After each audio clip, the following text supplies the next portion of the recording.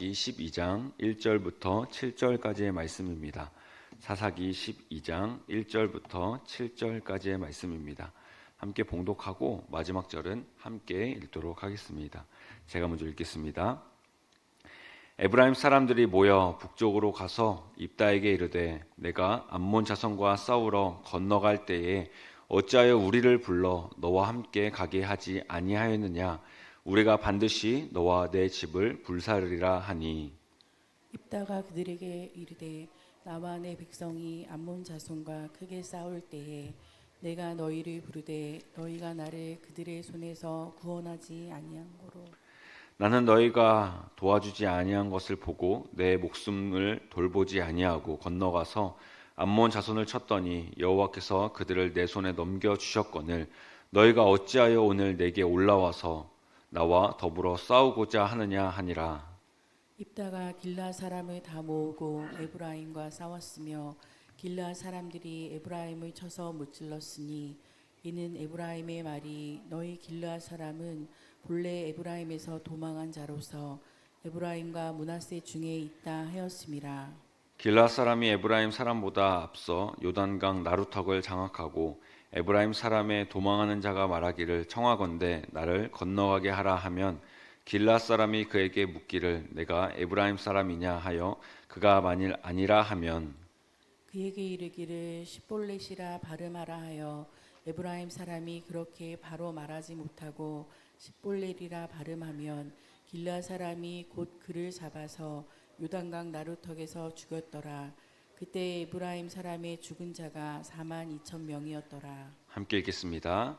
입다가 이스라엘의 사사가 된 지 6년이라 길앗 사람 입다가 죽음에 길앗에 있는 그의 성읍에 장사되었더라. 아멘. 새벽 예배에 오신 우리 성도님들을 환영하고 축복합니다. 에브라임의 질투라는 제목으로 우리 함께 말씀을 나누고자 합니다. 하나님께서 사사 입다를 선택하셔서 암몬과의 전투에서 큰 승리를 허락하셨습니다. 그러나 안타깝게도 잘못된 서원으로 자신의 딸을 번제물로 희생시키는 사건이 있었습니다. 그런데 오늘 본문인 사사기 12장에서 또 다른 위기가 이 입다에게 찾아옵니다. 그 위기가 전에는 암몬, 즉 이방 족속이었다면 이번에는 가족인 이스라엘 백성이었습니다. 때로는 우리와 상관없는 사람들을 우리가 그 사람들을 질투하기도 하지만 사실 우리는 우리와 더 가까운 사람을 더 많이 질투할 때가 많이 있습니다. 사촌이 땅을 사면 배가 아프다 라는 우리나라 속담이 있습니다. 남이 잘 되는 꼴을 못 보고 질투하며 시기하는 것을 이르는 속담인데 나와 상관없이 먼 사람은 사실 우리는 그렇게까지 질투하지 않지만 정작 가까운 사람이라면 우리가 많이 질투하는 것을 스스로 알게 됩니다. 요즘은 이 말 대신에 엄친아 혹은 엄친딸이라는 말을 많이 사용하시는데 아마 성도님들도 들어보셨을 것입니다. 보통 엄마가 자기 자녀를 다른 부모의 자녀와 비교하면서 엄마 친구 아들은 이번에 전교 1등이래.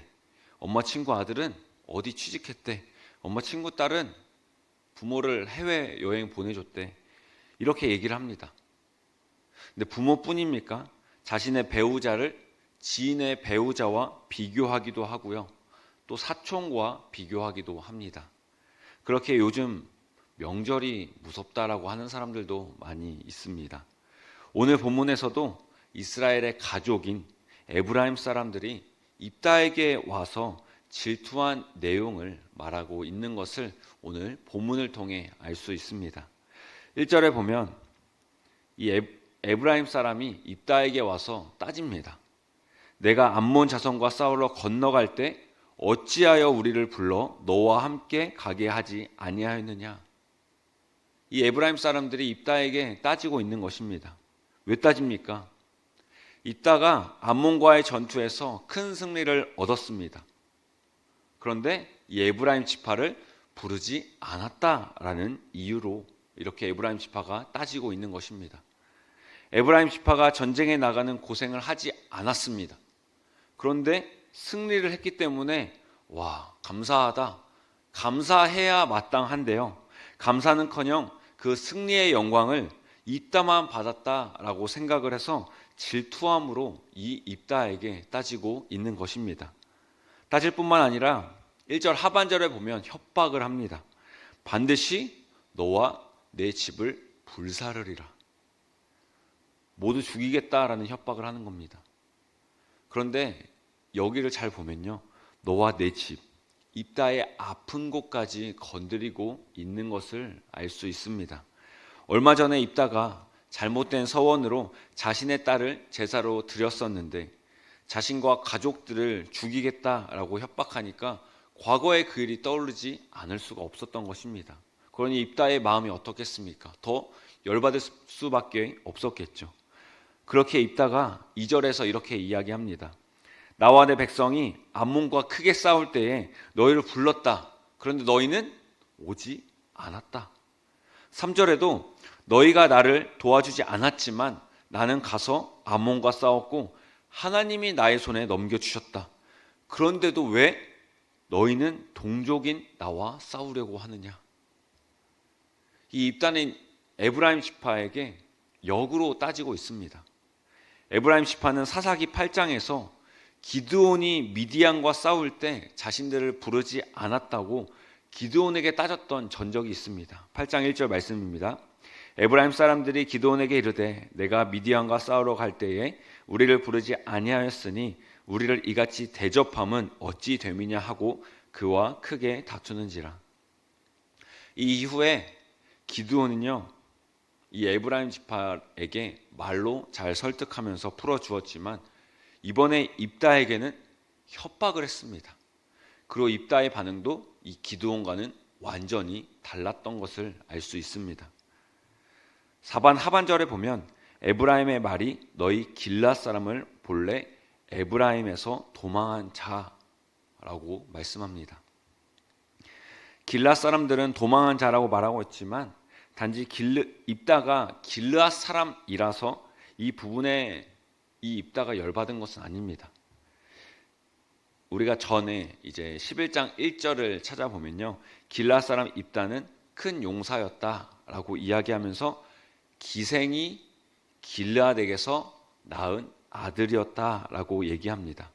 그리고 2절에 보면은 그 아내의 아들들이 자라서 하는 말이 너는 다른 여인의 자식이니 기업을 잊지 못한다면서 쫓아냈습니다. 입다는 자신의 형제들을 피했을 때, 그래서 도망갔을 때 잡류가 그에게 모였다라고 11장 4절에서 말씀하고 있습니다. 여기서 잡류라는 뜻은요, 가치 없는 경박한 무리라는 뜻으로 도덕적으로 불량하고 사회적으로 소외된, 또 경제적으로도 빈핍한 불황자들을 일컬어 하는 말이었습니다. 그렇게 입다에게 도망한 자라는 말은요, 입다의 인생에서 너무나 큰 상처였습니다. 상처에 소금을 뿌린 결과 입다는 길앗 사람들과 함께 이 에브라임 사람들을 치기로 결정을 합니다. 입다는 기드온과는 달랐기 때문에 그의 백성이 길앗 사람들을 불러서 이제 이 에브라임 지파와 싸웁니다. 에브라임과 싸움에서 큰 승리를 거두는데요. 그런데 거기서 끝나지 않았고 이후에 대학살을 시작하는 것을 볼 수 있습니다. 에브라임은 자신들이 졌다라는 것을 알았고 도망했지만 입다는 끝까지 쫓아가서 학살을 시작한 것입니다. 12장 5절에 보면 길앗 사람이 에브라임 사람보다 먼저 요단강 나루턱을 장악했습니다. 에브라임은 더 이상 도망갈 곳이 없었고 그 강을 건너야만 했습니다. 길앗 사람들은 어떻게든 이 에브라임 사람들을 한 명이라도 더 죽이기 위해서 한 가지 꾀를 썼습니다. 쉽볼렛이라고 발음하라고 했을 때 제대로 발음하면 살려주고 이 발음을 쉽볼렛 좀 약하게 하면은 죽이는, 그 사람들은 에브라임 사람이니까 죽이는 그러한 상황이었습니다. 여호수아가 땅을 분배한 이후에 수백 년이 지났으니 자연스럽게 이 방언이 생겨났는데요. 이 점을 이용해서 길르앗 사람과 에브라임 사람의 그 차이를 확실하게 알았기 때문에 그 차이를 알고 이렇게 공격을 한 것입니다. 우리나라도 사투리의 차이로 어디 지역 사람인지 우리는 대충 알 수 있습니다. 사투리를 쓰고 싶지 않아도 쓸 수밖에 없는 사투리이기 때문에 그 방법을 이용해서 그들을 죽였던 것입니다. 경상도 분들에게는 죄송하지만 쌀이라고 발음하라고 하면은 그분들이 어떻게 발음하시죠? 살이라고 발음하시죠. 그 강나루터에서 에브라임 그 살아남아서 건너려는 그 사람들에게 쌀이라고 발음해봐 했을 때 쌀을 발음 못해서 살이라고 하면 그들을 죽인 것입니다. 이 일로 인해서 에브라임 지파가 죽은 수가 4만 2천 명이라고 말씀하고 있습니다. 우리가 사사 기드온 당시에 300명 이전에 처음에 그 전쟁에 참여하려고 했던 수가 어느 정도 되는지 아십니까? 3만 2천 명이었습니다. 그 3만 2천 명을 생각한다면 에브라임 지파 대부분의 사람들이 죽었다라고 할 정도로 많은 인구가 학살을 당하게 된 것입니다. 사실 에브라임 사람들은 자신들을 인정해주고 비위를 맞춰주기를 기대했습니다. 아이들 같은 질투로 인하여 결국 이런 결과를 초래하게 된 것입니다. 에브라임도 이 입다처럼 인정받고 싶었고 그 길앗 사람들과 비교하다 보니 자신들이 뒤처지는 것 같아 보였습니다. 이 비교를 통해서 질투가 나오고 이 질투로 인하여 누군가를 건드리면 터질 수밖에 없는 이 입다를 건드렸던 것입니다. 입다는 자신의 딸을 제사로 바쳤기도 했고 또 과거에 엄청난 트라우마들이 있었기 때문에 많은 상처들이 있었습니다. 또 에브라임을 이미 불렀음에도 그들이 응하지 않았으면서 승리한 이후에 이제 와서 따지고 있으니 이 입다 입장에서는 얼마나 속이 상하며 또 열이 받았을까요? 그리고 기드온에게 했던 전적이 있었기 때문에 입다 입장에서 보면 이제는 결단을 내려야 하는 그런 상황이었던 것입니다. 에브라임은 요셉의 아들로서 많은 것들을 누리고 있었고 12지파 중에서도 손꼽히는 지파였습니다. 이스라엘의 성막이 실로에 있었는데요. 에브라임 지파가 살고 있는 곳에 이 실로가 있었고요. 위대한 지도자였던 여호수아도 이 에브라임 지파였으니까 얼마나 자랑스러웠겠습니까? 그런 에브라임보다 기생이 낳은 불황자가 인정받고 있으니 질투가 났던 것입니다. 건방져서 아무것도 하지 않고 그저 질투만 하고 있던 이 에브라임 사람들이었습니다. 그들은 감사를 몰랐습니다. 일단은 이스라엘을 괴롭히고 있던 암몬을 쳐서 이겨줬음에도 불구하고 그들에게 감사하고 인정해주며 박수쳐 주기는커녕 오히려 질투를 하는 이 모습을 볼 수 있습니다. 에브라임이 질투하는 이 모습, 사실은 우리가 다른 사람을 질투하는 모습은 아닙니까? 우리보다 한참 밑이라고 생각했던 혹은 나와는 비교해서 나보다는 덜 한 사람이라고 생각했던 그 사람이 어느 순간 나보다 더 잘 살고 성공한 인생을 살고 있다라는 것을 듣게 되면 우리는 배가 너무나 아픕니다. 우리는 다른 사람과 비교하며 살아가는 사람들이다 보니 또 비교도 하고 다른 사람을 질투도 하며 살아갑니다. 정말 안타까운 것은 세상의 비교와 질투가 이 교회 안으로, 오늘날의 교회 안으로 들어왔다라는 것입니다. 교회에서 자기 자식들을 자랑하고 다른 자녀들과 비교하며 이야기합니다. 그렇다면 교회가 세상과 다른 점이 무엇입니까? 대화 내용이 똑같다면 교회와 세상이 다른 것이 없지 않겠습니까? 제가 어렸을 때 자주 불렀던 찬양 중에 아름다운 마음들이 모여서라는 찬양이 있습니다. 아마 우리 성도님들도 잘 아실 텐데 아름다운 마음들이 모여서 주의 은혜 나누며 예수님을 따라 사랑해야지. 우리 서로 사랑해. 하나님이 가르쳐준 한 가지, 내 이웃을 내 몸과 같이 미움, 다툼, 시기, 질투 버리고 우리 서로 사랑해. 너무나 잘 아시는 찬양이죠. 하나님이 가르쳐 주신 것, 이 성경을 단 한 단어로 이야기한다면 사랑입니다. 사랑으로 나아간다면 우리는 남들과 비교하지 않고 내 삶에 감사할 수 있습니다. 하나님이 우리를 얼마나 사랑하셔서 예수 그리스도를 우리를 위해 보내주셨는데 왜 남들과 비교합니까? 왜 남들을 질투합니까? 우리는 비교할 필요도 없고요. 질투할 필요도 없습니다.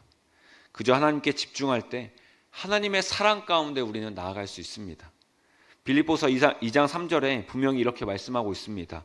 아무 일에든지 다툼이나 허영으로 하지 말고 오직 겸손한 마음으로 각각 자기보다 남을 낮게 여기고.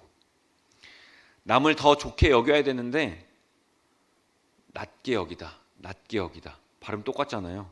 그래서 남을 더 낮게 밑으로 여기지는 않습니까? 우리는 겸손한 마음으로 남들과 비교하지 말고 나만 하나님의 형상이 아니라 모든 사람들, 다른 사람들도 하나님의 형상임을 잊지 않고 나보다 남을 더 높이 평가하며 또 하나님께서 주신 것에 감사하며 만족하는 그 인생을 살아가야 합니다. 그러므로 다른 사람을 질투하기보다 예수님이 날 구원하신 그 사랑으로 나도 다른 사람을 사랑하고 또한 주님께서 주신 것에 만족하고 또 감사함으로 오늘 하루도 사랑과 감사의 고백을 주님께 올려드리며 그렇게 하루를 살아가시는 저와 우리 성도님들 모두가 되시기를 소망합니다. 제가 기도하겠습니다.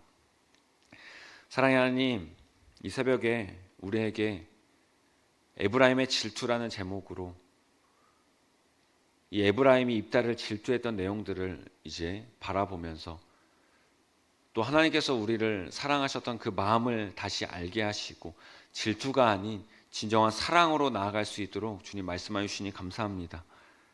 하나님이 주신 사랑을 먼저 기억할 때 비교하지 않고 질투하지 않을 수 있기 때문에 하나님께서 주신 그 은혜를 기억하며 감사로 살아가는 인생이 바로 우리의 인생이 될 수 있도록 주님 역사하여 주시옵소서.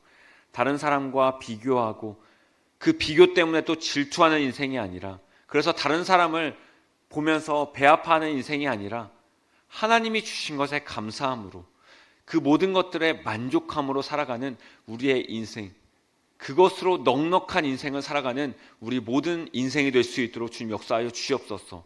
이것으로 감사하며 다른 사람에게 오히려 나눠줄 수 있는 하나님의 사랑으로 나아갈 수 있는 우리 모두가 될 수 있도록 주님 역사하여 주시옵소서. 오늘 하루를 살아갈 때 질투가 아닌 주님께서 말씀하신 그 사랑으로 나아가는 우리 모두가 되게 하여 주시옵소서. 감사드리며 예수님의 이름으로 기도드립니다. 아멘. 우리 이 시간 함께 기도하면 좋겠습니다. 에브라임 지파가 자신들을 더 높이 평가하며 교만함으로 오히려 질투했던 것을 기억하며 다른 사람과 비교하지 않고 나의 나된 것은 오직 하나님의 은혜임을 기억하며 오늘 우리에게 주신 것에 감사하고 감사로 살아가는 인생이 되게 하옵소서. 이 기도 제목을 가지고 함께 기도하시고